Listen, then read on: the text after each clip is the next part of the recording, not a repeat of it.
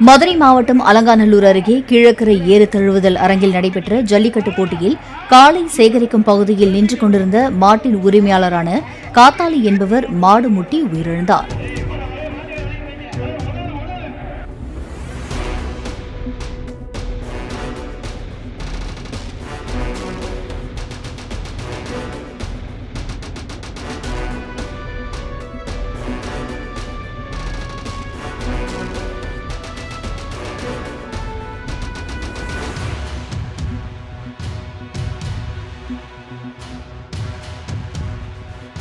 Play store மற்றும் app ஸ்டோரில் இருந்து பாலிமர் செயலியை QR கோடு மூலம் பதிவிறக்கம் செய்யுங்கள்.